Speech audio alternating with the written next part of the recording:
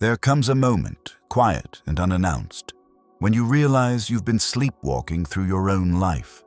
You go through the motions, work, conversations, routines. But something fundamental has shifted. The laughter doesn't reach your eyes anymore. The achievements feel hollow. Even your own reflection seems to belong to someone else, someone you're not sure you recognize. You tell yourself it's just a phase, just stress, just life. But deep down, you know something more profound is happening.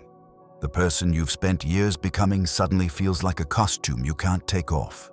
The world you once fit into perfectly now feels too small, too loud, too wrong. If you're nodding right now, if there's a weight in your chest that has no name, then listen carefully. Because what you're experiencing isn't failure. It's not depression or a midlife crisis or something to fix with a vacation. According to Carl Jung, one of the most brilliant minds in psychology, what you're feeling are actually signs, unmistakable signals that your soul is waking up. Jung understood that transformation doesn't knock politely. It arrives like a thief in the night, quietly dismantling everything that no longer serves who you're becoming. And while your mind might panic, your soul recognizes this process immediately. Today, I'm going to show you the 5 signs Jung identified that prove you're not losing yourself. You're finally finding yourself. Let's begin. Sign 1. Everything feels strangely distant. There was a time when certain moments could light you up from the inside. Maybe it was closing a big deal at work, getting praise from your boss, or the rush of being needed by everyone around you. But lately, those same experiences feel hollow, like you're going through the motions of someone else's life. Take Sarah, a 34-year-old marketing executive who once thrived on the adrenaline of campaign launches and client presentations. She was known for her passion, her drive, her ability to turn ideas into gold. But 6 months ago, something shifted. She still delivered excellent work, still received the same accolades, but the fire had gone out. Each success felt like an echo of excitement rather than the real thing. I felt like I was watching my life through glass, she told me. Everything looked the same from the outside, but inside, I felt nothing. I kept waiting for the feeling to come back, but it never did. Jung would say that Sarah wasn't losing her passion, she was outgrowing it. He called this the beginning of individuation, the soul's journey toward wholeness. When the things that once satisfied us start feeling empty, it's not because we're becoming ungrateful or depressed. It's because our deeper self is preparing to emerge, and it needs space to breathe. The ego clings to what worked before, but the soul knows when it's time to move forward. Those echoes you're hearing? They're not signs of ending. They're the sound of your authentic self clearing its throat, getting ready to speak. Yet even as you recognize this emptiness, something more unsettling begins to happen. The very person you've worked so hard to become starts feeling foreign, and suddenly, sign 2. Your old identity feels like a stranger. You've built yourself carefully over the years. Layer by layer, achievement by achievement, you've constructed an identity that makes sense to the world and, you thought, to yourself. But now, when you try to inhabit that identity, it feels like wearing clothes that no longer fit. Marcus experienced this at 41. He was the dependable one in every room. The reliable husband, the present father, the employee who never missed a deadline. He wore these roles like badges of honor until one morning, he looked in the mirror and didn't recognize the man staring back. Not physically, but spiritually. The identity felt borrowed, performed, hollow. I realized I had no idea who I was without being needed, he said. When my kids didn't need help with homework anymore, when my wife became more independent, when work started running smoothly without my constant input, I felt invisible. Not to them, but to myself.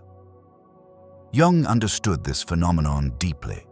He taught that the ego builds identity around external validation and social roles, but eventually, That construction must crack to let the authentic self emerge.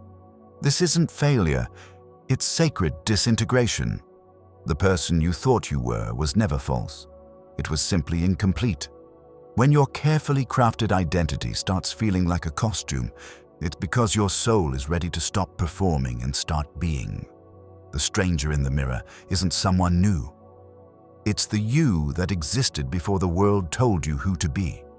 This identity dissolution creates a strange ripple effect. As you question who you are, you also begin to notice that the world around you feels different too. As if, sign 3, the world no longer feels like it fits. Everything looks the same, but nothing feels the same. You go to the same places, see the same people, follow the same routines, but it's as if someone has turned down the saturation on your entire life. The conversations that once engaged you now feel shallow. The environments that once energized you now drain you. Even your closest relationships seem to be operating on a frequency you can no longer tune into. This happened to Rachel, a 38-year-old nurse who had always found deep meaning in her work. She loved caring for people, being present during their most vulnerable moments, making a difference in their healing journey. But after going through her own season of therapy and self-discovery, something shifted. The hospital politics felt trivial. The small talk in the break room felt exhausting. Even her long-time friendships seemed to revolve around topics that no longer resonated with her changing heart. I wasn't angry or bitter, Rachel explained.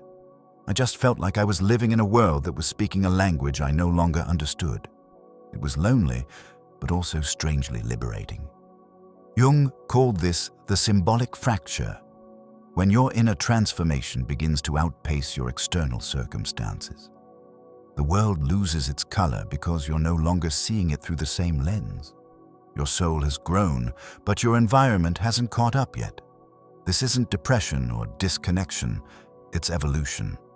You're not losing touch with reality, you're touching a deeper reality. The misalignment you feel is actually perfect alignment with your emerging truth. But here's where things get really interesting. As the external world starts feeling less compelling, something internal begins to stir, and suddenly, sign 4, your inner compass starts to wake up. For the longest time, there's been a quiet voice inside you that you've learned to dismiss. Maybe it suggested taking a different path, trying something creative, or making a change that didn't make logical sense. You've pushed it aside because it didn't fit the plan, didn't match the timeline, didn't align with what everyone expected from you. But lately, that whisper has become impossible to ignore. David, a 45-year-old financial advisor, knew this voice well. For years, it had suggested he write not financial reports or client summaries, but stories, poetry, something that came from his heart rather than his expertise. He'd always laughed it off. I'm not a writer, he'd tell himself. I'm good with numbers, not words. But during a particularly stressful period at work, that whisper became a roar. He found himself scribbling thoughts on napkins during lunch, writing short stories on his phone during commute, staying up late crafting sentences that no one would ever read. It made no sense, served no practical purpose, yet it felt more real than anything he'd done in years. I realized I'd been living by everyone else's definition of who I should be, David said. That voice wasn't random. It was the truest part of me trying to be heard. Jung believed that this inner voice is the self attempting to guide us toward wholeness. He called it living symbolically rather than mechanically. When you start listening to what stirs you rather than what's expected of you, you're not being impractical. You're being authentic. Your intuition isn't faulty. It's finally being heard above the noise of societal conditioning. That whisper growing louder. It's not distraction, it's direction. And as you begin to trust this inner guidance, something profound starts to happen. The restlessness that once felt like suffering begins to transform into something entirely different. Sign 5. You find peace in stillness instead of achievement. There was a time when being alone with your thoughts felt unbearable. Silence meant confronting everything you were trying to avoid. The doubts, the questions, the ache of not knowing what comes next. So you stayed busy, surrounded yourself with noise, filled every moment with distraction. But something has shifted. Now, stillness feels like coming home. This transformation happened gradually for Lisa, a 43-year-old project manager who had spent decades scheduling every minute of her life. Calendars, deadlines, meetings, social obligations. She lived in constant motion because stopping felt dangerous. But after a health scare forced her to slow down, she discovered something unexpected in the quiet. "I was terrified at first," she admitted. "I thought I'd be overwhelmed by anxiety or sadness. Instead, I found this deep peace I didn't know existed. For the first time in years, I felt like I could breathe." Lisa began to crave morning stillness instead of dreading it. She started journaling not to solve problems, but to listen to her inner voice. She took long walks without podcasts, ate meals without scrolling, sat in her garden without needing to be productive. The silence that once felt empty now felt full of possibility. Jung taught that this shift represents the deepest level of transformation. When the self awakens and no longer needs external validation to feel whole. You stop running from yourself and start walking with yourself. You discover that the person you've been avoiding is actually the person you've been seeking. This isn't withdrawal from life. This is arrival at life. Real life. Your life. When stillness becomes sanctuary rather than prison, when your own company becomes a gift rather than a burden, you've crossed a sacred threshold. You're no longer becoming, you're being. And in that being, you find everything you've been looking for, the sacred threshold.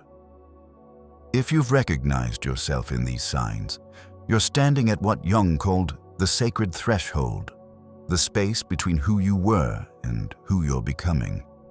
This is the most crucial moment of the entire journey, because this is where many people turn back. The temptation is real.